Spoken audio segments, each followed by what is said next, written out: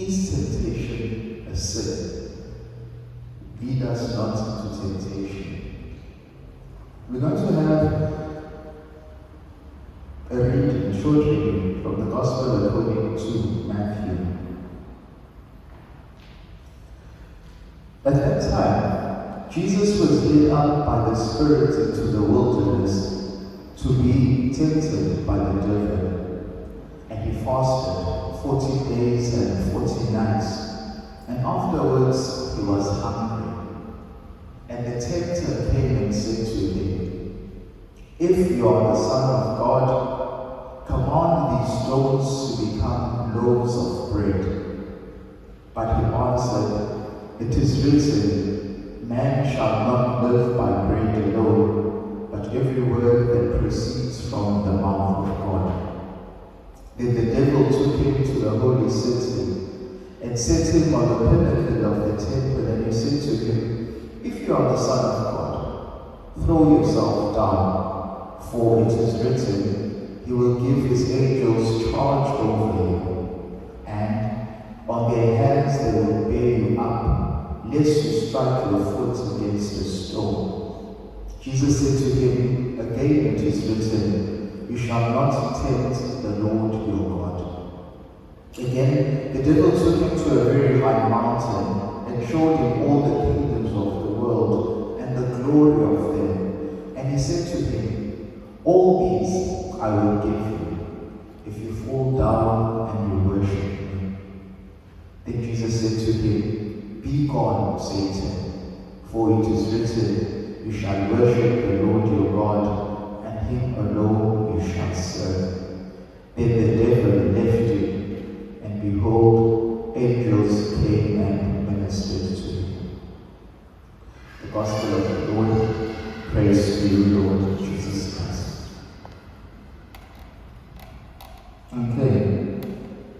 We've heard the Gospel reading before. If you had mass, I spoke a bit about it.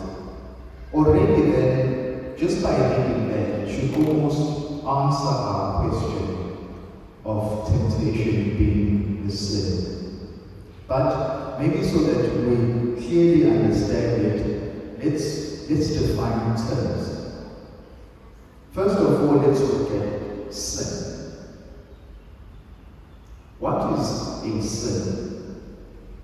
How do you describe a sin? What is a sin?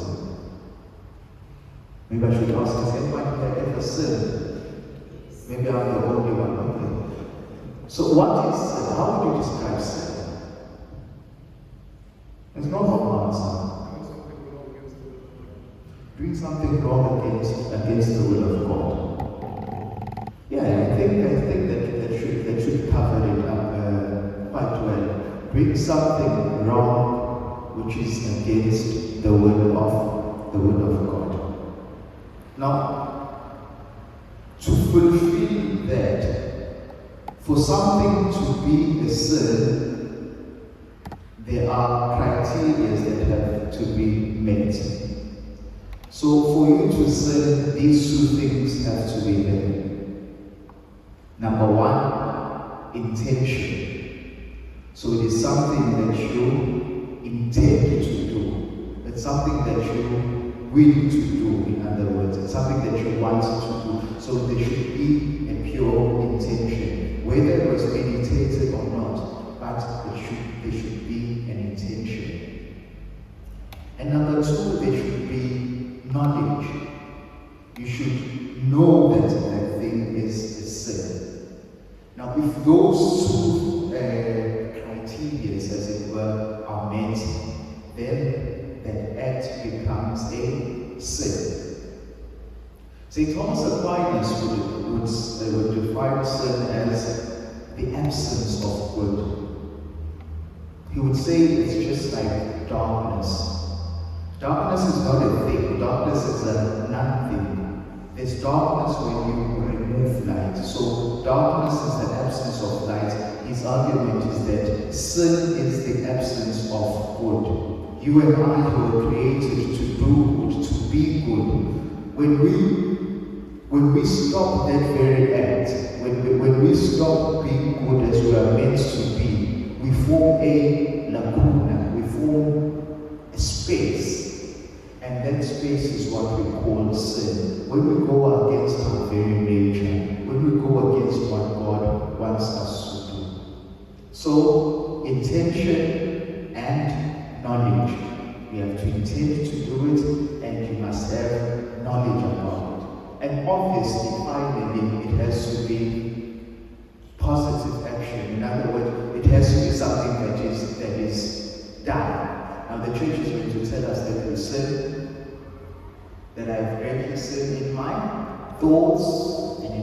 words, and in what I have done, and in what I have failed to do.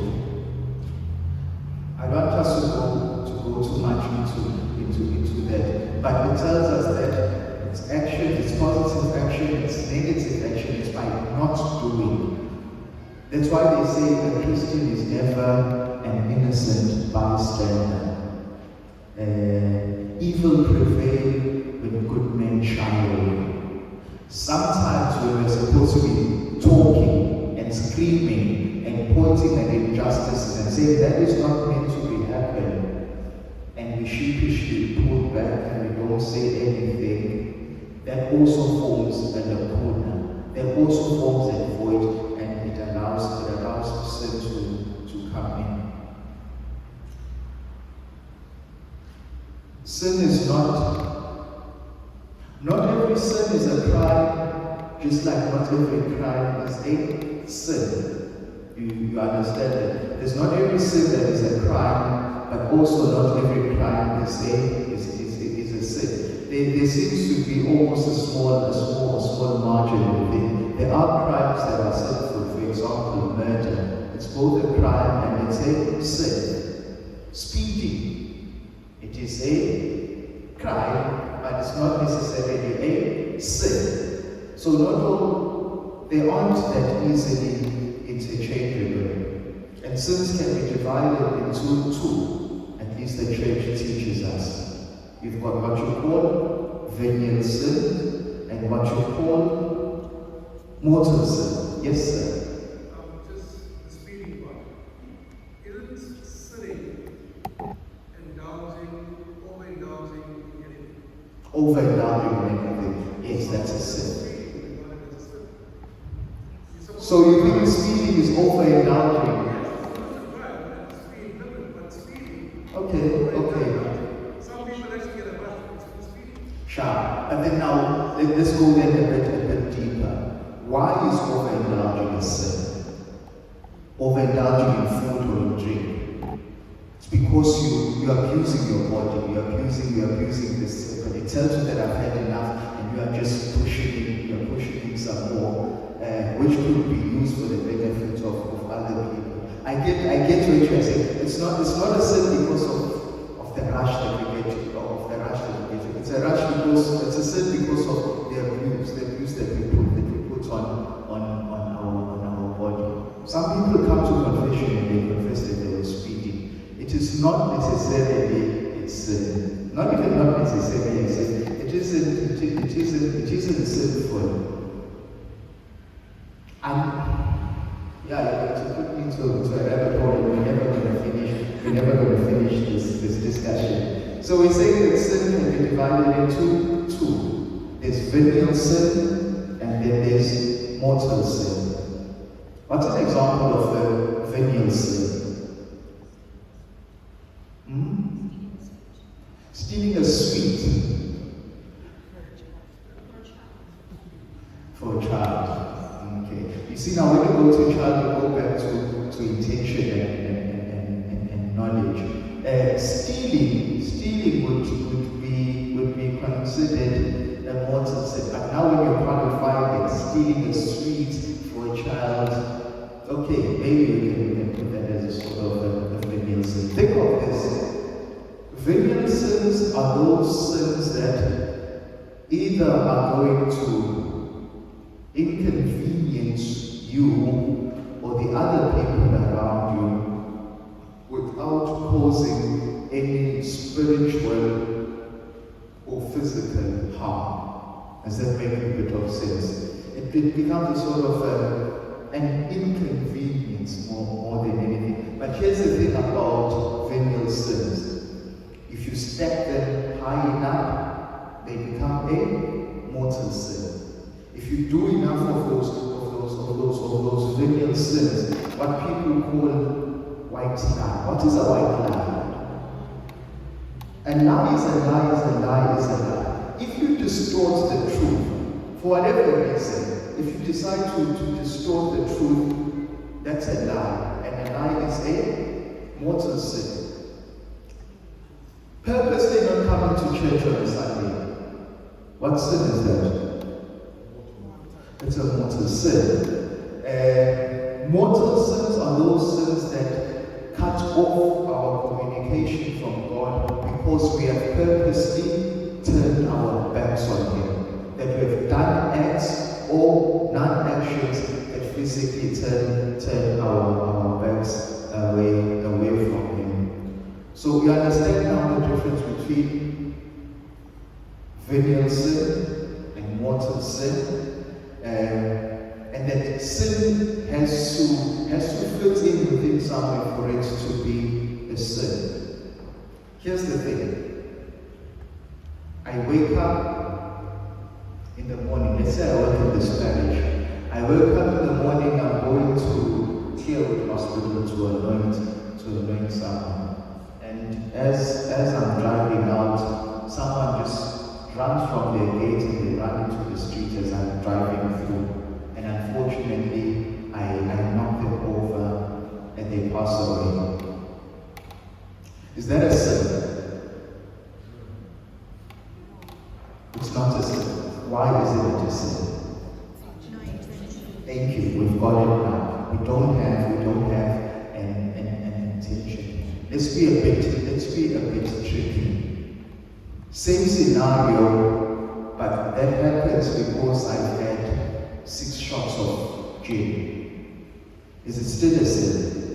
Is it still not a sin? How now is it a sin?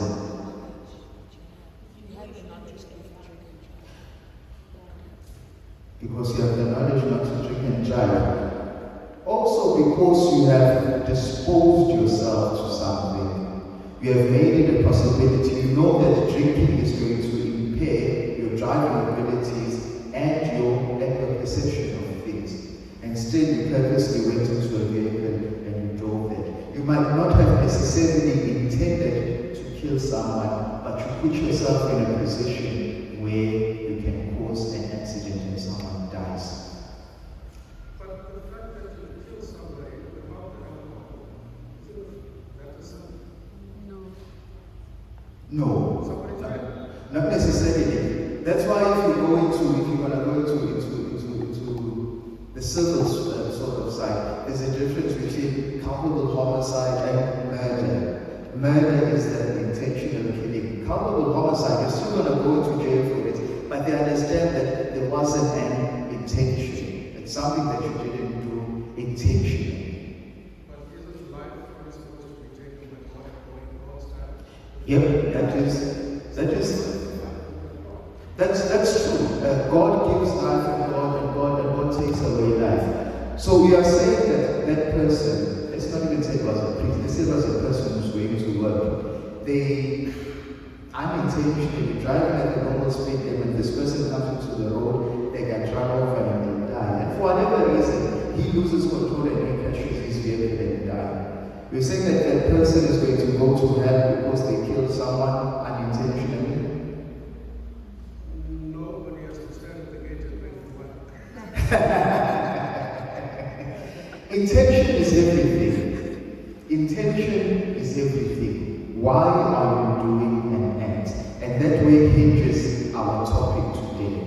Temptation. Number 1, temptation is not an act. Temptation is not an act. Temptation, to use the words that I was using in the homily, it's almost dancing with the devil. It's wanting to tip your toe in. You know that this is not right. You know that there's a great chance that this is going to end well. It's not going to end well. This is not going to be life-giving for me. But what do? You take the chance anyway. Think of a chronic gambler who has just received their salary. And the temptation is to go to the casino and put it all into bets. Part of them knows that I could possibly lose all of this. But there's another side of them that's saying, do you know how much you can win if you put all of this in there? And then we are now putting this into this almost awkward position of saying that I fear because I know that it's wrong, but on the other hand, I look at the joys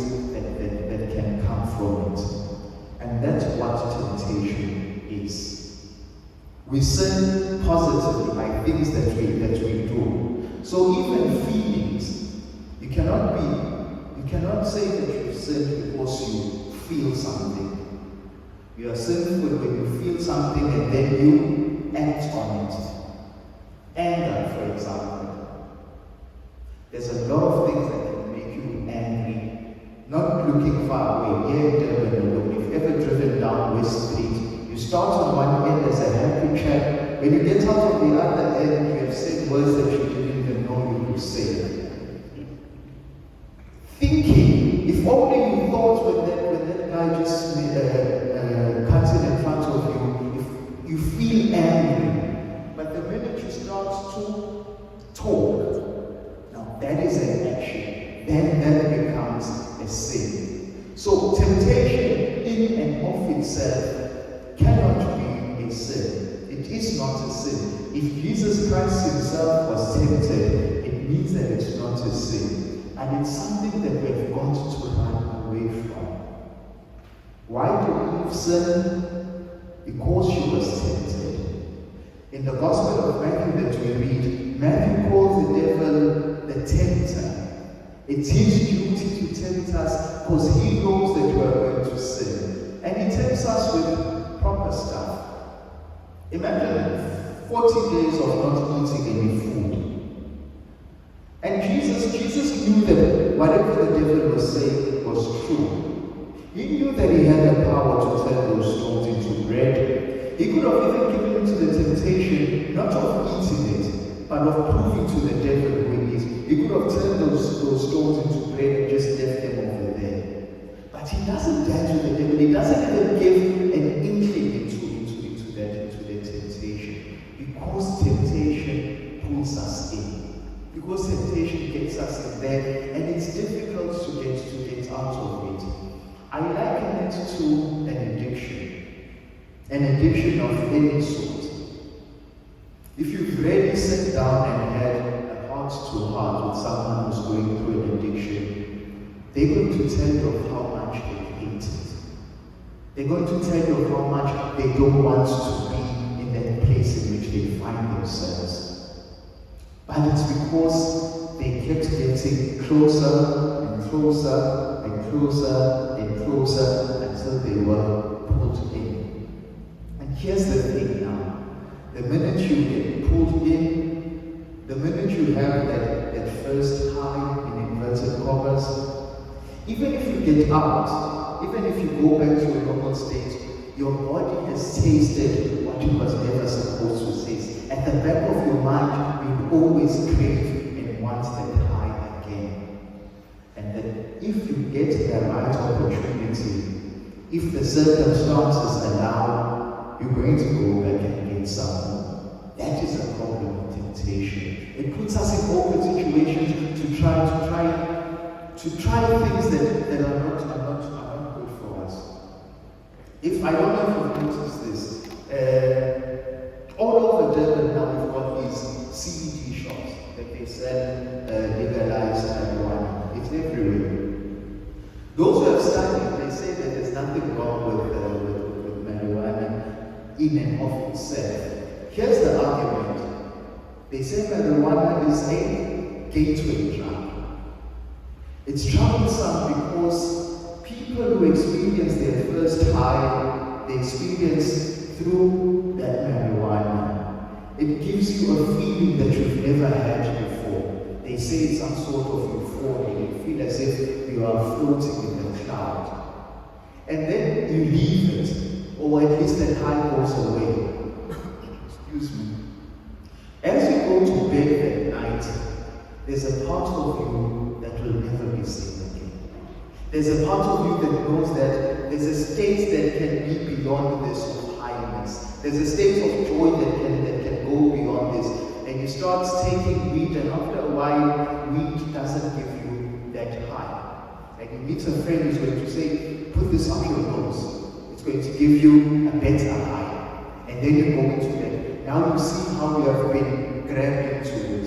It's because you went through something, you experienced something for the first time that was not meant to be part of you. Lead us not into temptation, but deliver us from evil.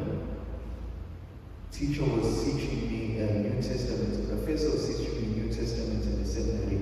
Said the proper translation is, do not allow us to walk down roads that we will not be able to come back from. Do not allow us to seek things that are going to be beyond us. Do not allow us to be tempted, to have the first taste of something that will continuously keep calling us back. Now, here's the thing though about temptation, is that it is always over there. It can come close, but it will never ever touch you. You have to be the one who stretches your hand and reach out. You can never say that you were thrown into temptation. It can stare you in the face, it can tempt you like anything, but you are the one who has to go in for it. A story is told about a woman.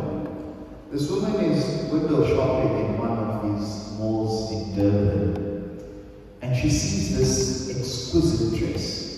Beautiful, beautiful, beautiful dress. And she says, just by looking out the window, she says, I need to have that. I need to buy that. And she goes into the store and she has a look at it. Even the material, you can tell that it's of high quality. It looks stunning. And then she looks at the price tag that is hanging off the dress. And it is 6,999. And she thinks, oh, that's a bit steep. But she looks at the dress again and she says, I've got to have this. Takes the credit card, she pays for the dress, and she goes home. Later in the evening, the husband comes back from work, and he's also treated to the sight of this beautiful new dress. And he says, oh, what's a lovely dress? And she says, yeah, I got it today. Already the husband is like, oh, she went out shopping, and he says, how much was the dress? And the lady looks down and doesn't answer. And the husband says, Lindy, how much was the dress? She says, 7,000 rand. He says, woman, are you out of your mind? How do you buy a dress for 7,000 rand? You know all the things that you need to pay for in this house. It goes on a whole number. And Lindy says, I'm sorry, the devil tempted me. And he says, that's not good enough. The next time the devil tempts you, tell him to get behind you. He says, I told him to get behind me. And he came from behind and he said, it looks good from the back as well. Sometimes you don't really get out of it. Sometimes we don't really run out of it. But, just like sin, temptation is always our last act. It's always on us. And 90% of the time, when you and I are led into temptation, when you and I try to dance with the devil, normally doesn't end well. Devil normally has the last laugh. So, is temptation bad? No, temptation is not bad. Somehow, a Christian needs to live with temptation. That is how we test our very selves. There's this thing that Christians are not supposed to judge. I don't think there's a more heretic statement than that. As a Christian, you are called every day to judge between good and bad, so that in the midst of temptation, you can always say, I fully did that, and you go to confession, or you can be proud of yourself and say, I ran away from that, and you know that you overcame temptation. We always have to judge. We always have to judge between what is good and what is bad, between what is life-giving and what is going to throttle the life out of us. As for poor old temptation, that's a story that we are going to live with forever. Temptation is going to be a part of our life. Some of us are tempted more than others, but remember that it's always the action. It's always what you do with the that sense of being tempted, that ultimately decides whether it was a sin or whether you were able to combat that temptation. Today we were reading from Genesis chapter 9. We heard that God was already tired with everything. Before we read chapter 10 of Genesis, God already regrets two things.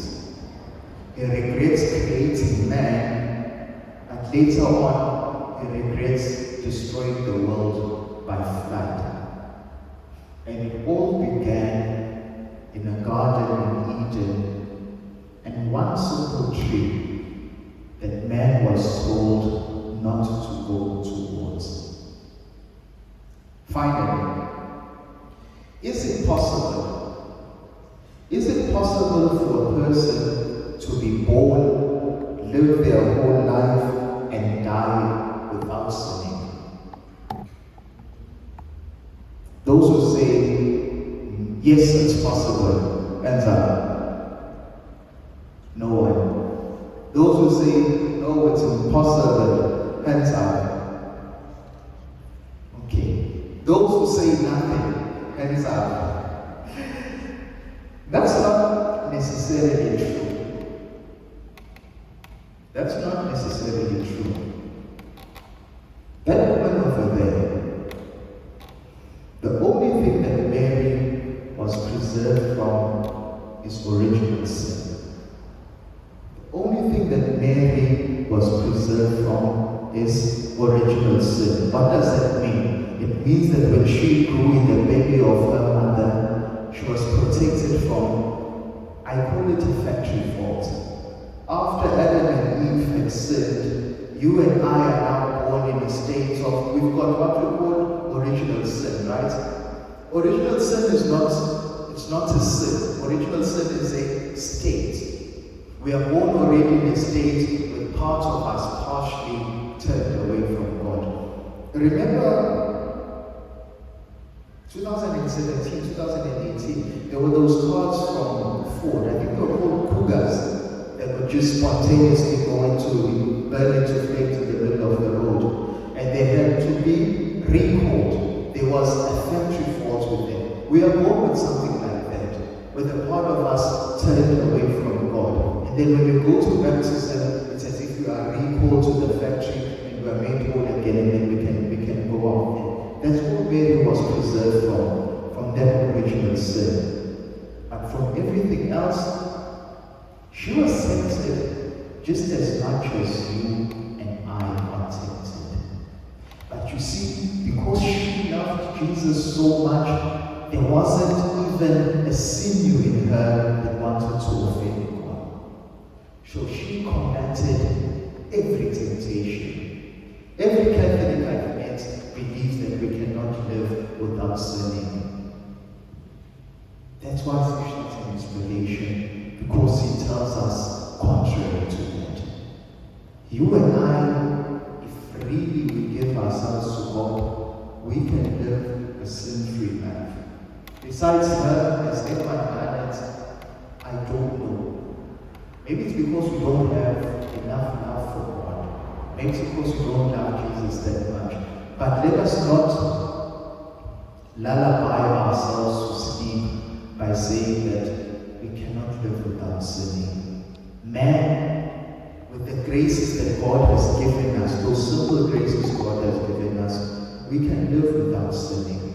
We can live constantly with our eyes directed to God. And once you find someone who's able to do that, please give me their WhatsApp number. I want to talk to them and to see how to do that. Because temptation and sin are everywhere. But they can be combated. They can be jumped over. We can restrain ourselves from it. And in this sacred time that of late, we try to do exactly that. To run away from temptation, to run away from things that would harm us. I'm going to over by 3 minutes. That is where I'm going to conclude. Any questions, comments, complaints?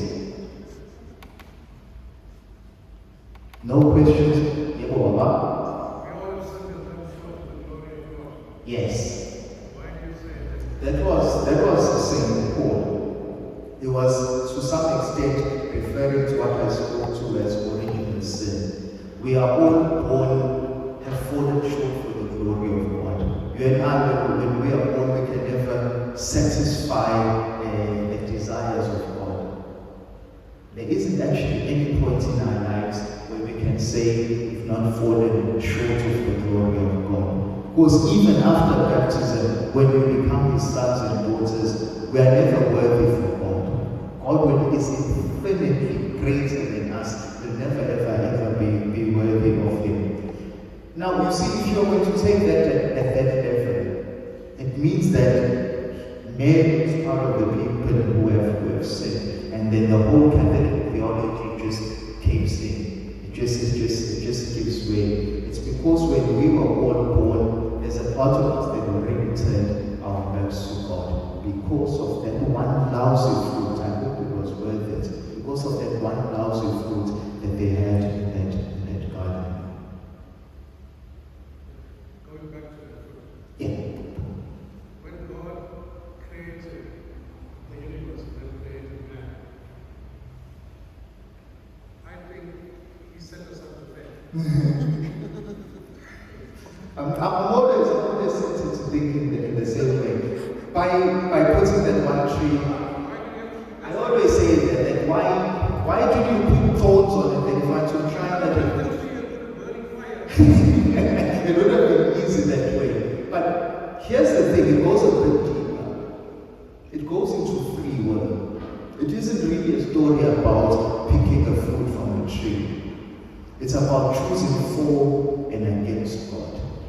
I asked myself for the same thing about free will.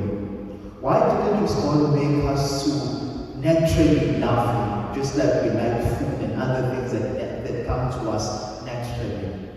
But imagine if your wife loved you because she was forced to, because she didn't have any other way.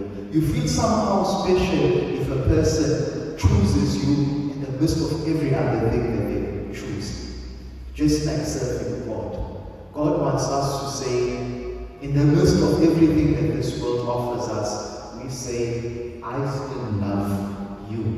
That is as if we say, I'm going to eat of every other fruit. I'm not going to touch this tree because I love you. It's not easy. That I know. That I'm not taking for granted for 1 second. It is not easy. But you weren't set up for failure. I get that you're where you're coming from.